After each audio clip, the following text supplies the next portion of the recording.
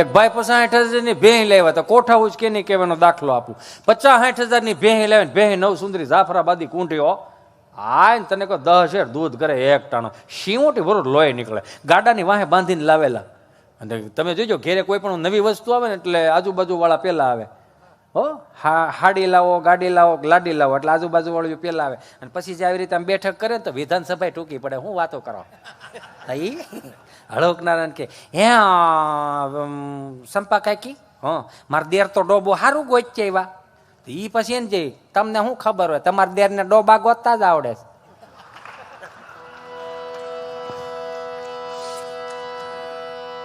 એ જોયા જેવો ભેહ દોવા બેઠા ને તો ભેહ દોવા ન દીધું. ભેહ દોવા ન દીધું એટલે ઘરવાળાએ પૂછ્યું કે આને તમે શું જોઈને લાવ્યા છે? કે કાં? કે દોવા ન દીધું. એ કે હવે મારા ભાઈ કેવા તને જોઈને લાવ્યો તો એમ એને જોઈને લાવ્યો છું. જ્યાંથી ભેહ લીધી ત્યાં ફોન કર્યો એટલે તારી ભેહ દોવા નથી દેતી. એ કે હે દોવા નથી દેતી? બોલો કે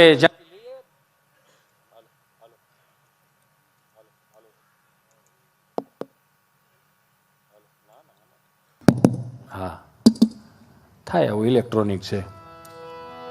કેવું હે માઇક એની વાઈફ અને હા હું તમે બોલી શકો. હા હા લઈ લો સ્વામી મને યાદ છે. એમાં શું છે મને આમ થોડુંક હું આમ ઘૂમરો મારીને આવતો હતો. મેં કીધું થોડુંક આવો ને એમની વાટ જોતો હતો હું. શેરી વળાવી હા ખરેખર એમાં ના ના ઘડીક એટલે ક્યાં હતો હિતેશ? હા ના ના એની પેલા હા એટલે કે તને જોઈને લે એટલે જ્યાંથી ભેહ લીધી ને એને ફોન કર્યો. એટલે ભાઈ આ તારી ભેહ દોવા ન દેતી. તો ઓલો કીધું ખોળ આપ્યો તો કે હા. કપાસ્યા તો કે હા. બાજરાની બાફેલ ઘૂઘરી તો કે હા. આ તેણીમાં કાંઈ નહોતું દેવાનું. તો કે શું દેવાનું હતું? તો કે ગળનું વ્યસન થાય. કેમ? કે જેવો જીભે સ્વાદ અડશે ગળનો એટલે સીધો પ્રહો વાળશે. તો કે એવું છે? તો કે હા. 3 કિલોનો ભીલો લાવીને ખાંડીને તગારામ નાખ્યું, ખાવાનું ચાલુ કર્યું. પ્રહો વાળી ગઈ, બોગરું ભરી દીધું. 2 ટાણાનું હો. હા 10 લીટર દૂધ કરે. 8 લીટર ડેરીમાં આપે, 2 લીટર ઘેરે રાખે. 30 દી વીએ ગયા. ડેરીમાં પગાર આવ્યો. અહીંયા આવત મુંજાન બાપુજી કે હું આયો ડેરીમાં પગાર આવ્યો 18,000 રૂપિયા. 18,000 રૂપિયા? તો કે હા. તો એ મુંજાન બાપુજી આખી સમજ ચીઠી કાઢી કે આ હે નું? તો કે 22,000 ગળનું બિલ છે.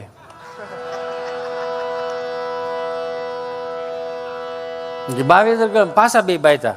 એ તમને કઈ ખબર નથી પડતી ને વારે વારે છેતરાઈ જાવ છો ને બઘડાટી બોલતી હતી ને પછી દેશનો વડીલ આપણો બાપ સાંભળી ગયો. પરંપરા રીતિ રિવાજો સાચવનારો વ્યક્તિ એ સાંભળી ગયો. હું ડખો આજ રોજ આ તમારા દીકરા 50-60 હજારની ભેહ લાવ્યા હતા, 18,000નું દૂધ વેચ્યું પણ 20,000નો ગળ ખાઈ ગઈ. છોકરાને એક તો ગળના પપોડા ખવડાવતા ન હોય ને.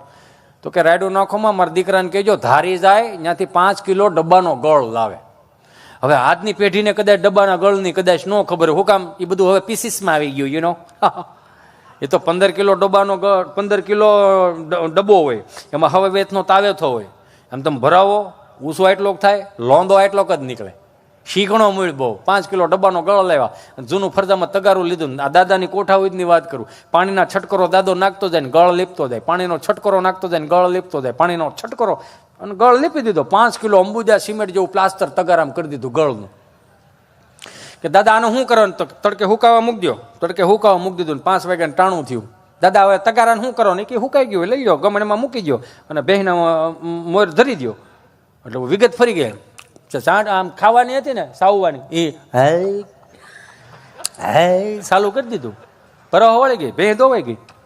દાદા ભેહ ધોવાઈ ગઈ. હવે શું કરવાનું? કાંઈ નહીં કે તગારું કે એને જીભેથી ચાટી ચાટીને ભીનું થઈ ગયું ને પાછું તડકે હુકાવા મૂકી દો. હુકાવા મૂકી દીધું. તમે નહીં માનો 3 વર્ષ વી ગયા. તગારું કાઢી ગઈ પણ ગળની પોપડી ન ગઈ. આ આપણા બાપની કોઠા હોય છે. બેહો તો ખબર પડે ને. બેહવું નથી કોઈને. કેમ કે એને જે હાંસવું હતું ને એવું હજી સુધી કોઈ હાંસવી નથી શીખ્યું. આ તો ઠીક છે હવે પેઢી એવું કે ટેકનોલોજીમાં જન્મ લીધો બધા એટલે આપણે ક્યાંક ભણવા ગયા, લખવા ગયા, વાંચવા ગયા તો એ આપણને બધાને આવડ્યું. આ તો હાવ અંગૂઠા સાપ છે તો એન્ડ્રોઈડ ફોન વાપરે છે. જેને આઠાનાની ટપાલ વાંચતા નહોતી આવડતી એ એન્ડ્રોઈડ ફોન વાપરે. દેહમાં કદાચ બાન દાદા એકલા હોય ને તો એ હજી એમ તો કે જો આપણને ખબર ન પડે કે બાન દાદાને મામા માસીને કે ફઈ ફુવાને ફોન કરી પણ બાને તરત કે છોકરાઓ હાથ વાગ્યા દી હાથમી ગયો જરીક પૂછો ખરા છોકરાઓ ઘેરે પોગ્યા છે કે નહીં. દાદો વળી વિડીયો કોલ કરે. હવે છોકરાના હાથમાં જ ફોન હોય. આમ વિડીયો કોલ કરે તો સીધો છોકરાને છોકરો ઉપાડે ફોન.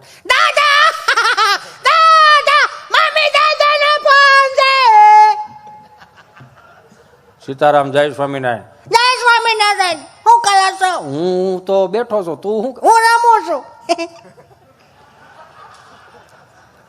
દીદી શું કરે? દીદી બાજુવાળા બપોરે ગોવની જમવા ગઈ હતી. અત્યારે ક્યાં ગઈ? અત્યારે હાંજ પડી ગઈ બેટા. આથી બપોરનું પાછું વધેલું ખાવા ગઈ છે. હારું હારું હારું. તાર પપ્પો આવ્યો? નહીં, એ હજી નથી આવ્યા. એને તો 6 વાગે ઓફિસ બંધ થઈ જાય છે, તો કેમ 8:30 વાગે મોડો પડે? 6:45 ના ટાયરમાં આવીને જ ગયો ને. તાર મમ્મી શું કરે? રસોઈ બનાવે છે. રસોઈ શું બનાવે? સરકારી થાળી, સાન ભાખરી. સાન ભાખરો જ ખાઓ, ત્રીજી પેઢી કહ વગરની થવાની છે. તમે શું ખાધું? બાજરાનો રોટલો, દૂધ ને એવું. મારા બા શું કરે? આ બેઠી બેઠી વાઈટું વણે. લે, જય શ્રી કૃષ્ણ કે.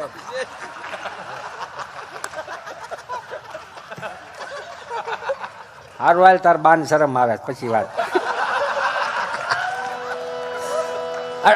એને શીખવાડ્યું આપણને, તો હજી અત્યારની પેટી કે દાદાને શું ખબર પડે ને બાને શું ખબર પડે. એટલે એને ખબર પડે એટલે આપણને નથી પડતી. હવે બિચારા હારા ન કહેવાય, સુધી મોટા કરી દીધા. મેં હમણાં એક વળી ગઈ દિવાળી મારે પૂછાઈ ગયું, 4-5 દાદા બેઠે. મેં દાદા રામ રામ.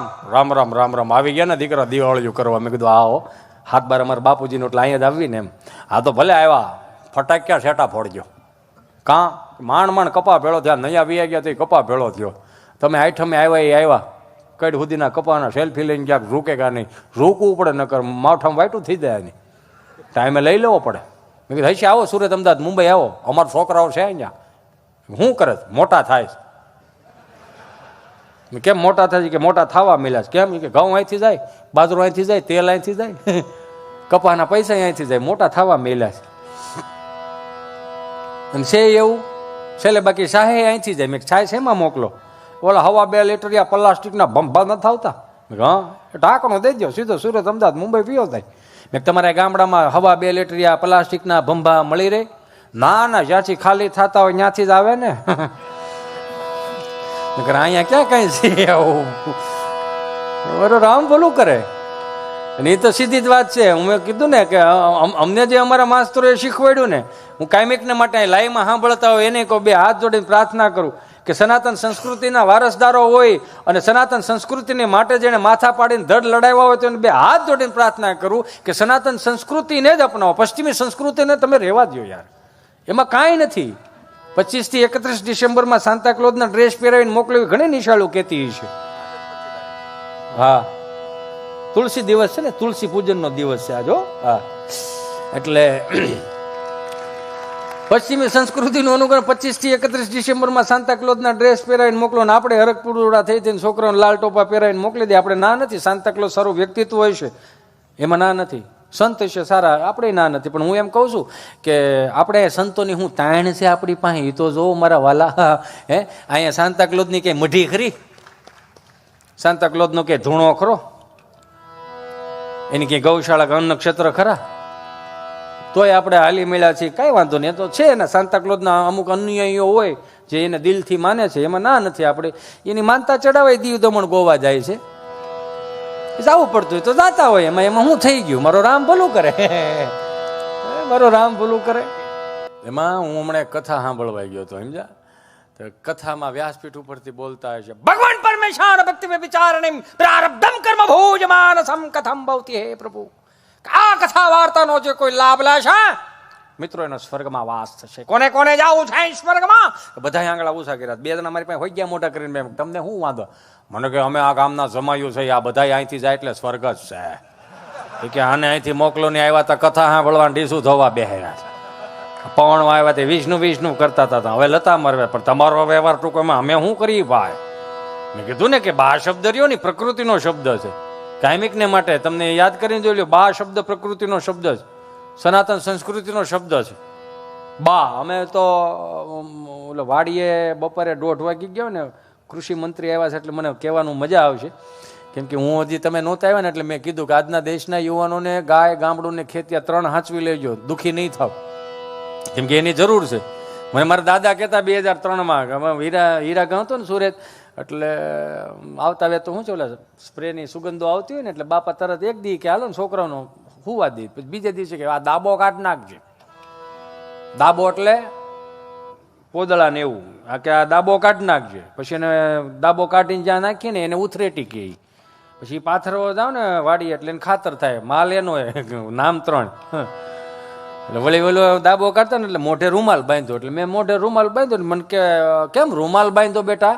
મેં કીધું દાદા જે જૂનો થોડોક પોદળો છે ને એટલે થોડીક વાસ આવે છે. ઠીક, હા વાસ આવવા મળી? મેં કીધું હા દાદા થોડીક વાસ આવે છે એટલે રૂમાલ બાંધ્યો. મેં કીધું હા. પછી એને હળુક નરન તર્ક મને કર્યો કે ખેડૂના દીકરાને ગાયના પોદળામાંથી વાસ આવવા મળી હોય ને તો 40 વર્ષમાં દેશ કદાચ ભૂખ્યો રહે. સમજાય ને વંદન? ખેડૂના દીકરાને જો પોદળામાંથી વાસ આવવા મળી હોય તો 40 વર્ષમાં દેશ ભૂખ્યો રહે. એટલે કાયમિકને માટે કહું, વડીલો પાસેથી જે શીખવા જેવું હતું ને એ તો કોઠા ઉજવાળા હાજર જવાબી લ્યો.